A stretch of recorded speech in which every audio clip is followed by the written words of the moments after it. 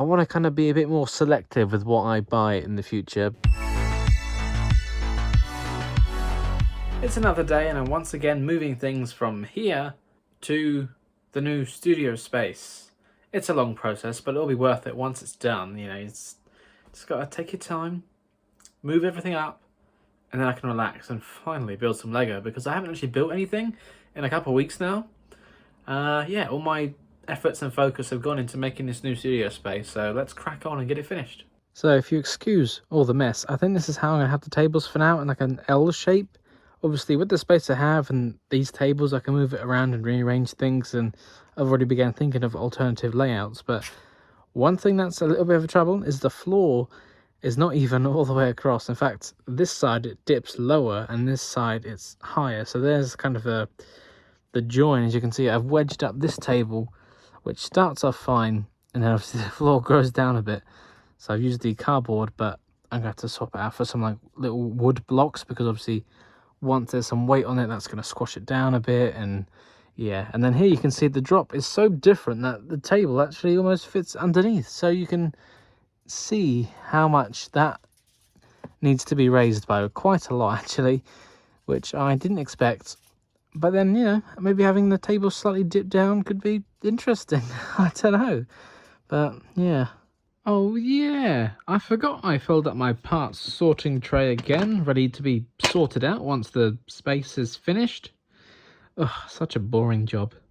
So most of these boxes are stored up with my Lego instructions, and I've gone through these on videos before, but I use these really useful boxes. They're 9 litres, and this is a 4-litre one.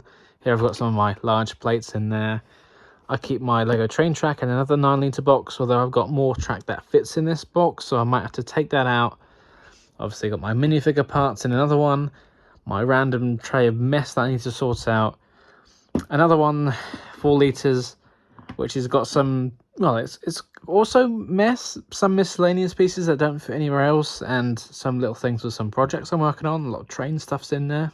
But I also have a whole bunch of other instructions and things that need to go in a box, and I don't have any space. I'm thinking, right, I need to find a new home for the train track, put the other instructions in here, so then I'll have 4 9-litre boxes full of instructions. I mean, I don't know why I still, some of them I've had for over 15 years probably. I don't know why I still have them, so I might eventually have to get rid of them, because I can't keep filling up boxes with them. They're heavy, they take up space, and I practically never look at them again once I built the set. So yeah, I don't really know why I still keep them. And then of course I still need to move up all my actual parts collection and these other miscellaneous things here up there as well. So I've currently got the bins underneath this table here, but I think I'm going to put all the parts containers on top, and then the larger boxes underneath here, and I'll put the bins somewhere else. So I put all the boxes with instructions and parts and things into their new home, although, you know, things might change. I might move it around later on, because now that I think about it, I want to use the white desk as my kind of desk in the middle to sit at and film, with the rest of it in the background. And I do have the other grey desk, so I probably should have swapped it out to begin with, but I'll worry about that later. And then as for my minifigures, I recently bought this minifigure display case, so I plan to extract some of the cool ones and pop them in there. Not really going to put the Lego City minifigures in there, because that would just be, you know, kind of pointless to me. But my like Marvel, DC, Star Wars ones, they can go in there, and I think that'll look pretty cool. Okay, so now I've once again cleared this table, only to get ready to probably fill it up with more stuff to move. It's like a temporary transfer space. So my parts collection is in the new space, my minifigures are in the new space, my build backlog is in the new space.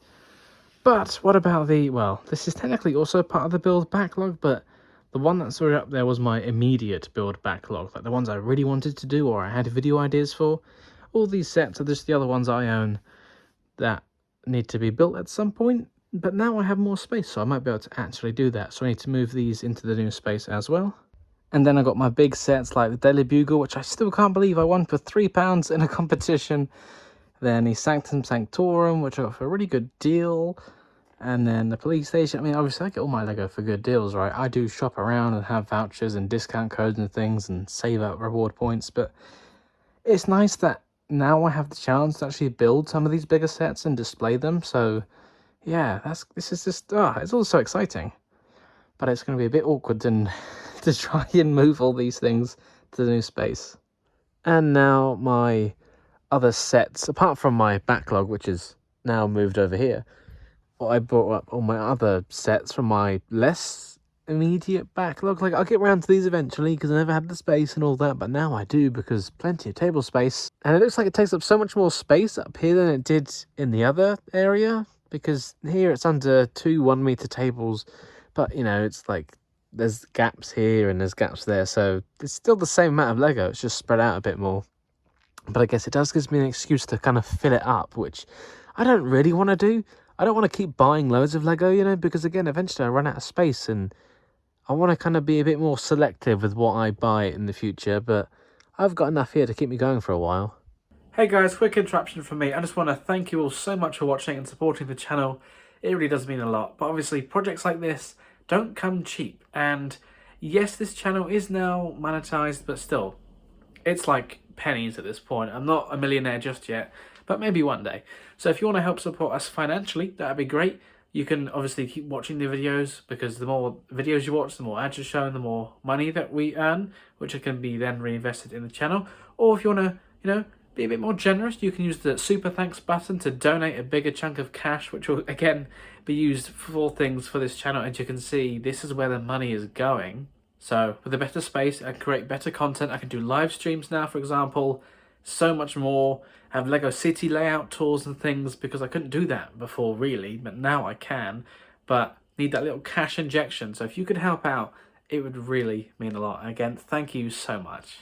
Operation Move Things to New Studio Space is nearly finished, which is good, because now I just have the kind of odd jobs to do, like this stack of instructions and sticker sheets and all sorts and stuff that needs to be put into a box and then put under a table and never looked at again. Sounds good to me. And then up here I have my sets from Funhole, which I mean, they're all just like wrapped in cling film because I didn't have anywhere to put them, or I didn't have a box big enough. It keeps them dust free, and at least I know all the parts are there. So I don't know what I'm gonna do, because I like some of them, but like this one up here, the medieval pier in, it just doesn't really fit in with what I have in my collection, but it was a fun build. And then I almost forgot that I had a bunch of models just like, well, they were neatly placed in these drawers when I first started, and I started off with just 2 bottom drawers, but now I've got 1, 2, 3, 4, 5 of these 6 drawers have Lego inside them. Yeah, obviously they need to move to the new space. I can't put the drawers in the new space because it's just not part of the plan, and I need them for, well, where they are. So I need to get some more boxes, probably put them in the boxes for now, and then when I come to making like a Lego City layout, for example, which most of the stuff is Lego City, it's like vehicles and things, they're quite small builds, I could just pop them out and go from there. But yeah, there's a lot of stuff kind of jam-packed in there. Looks a bit messy on the top, but underneath there is some more neatly placed models in there.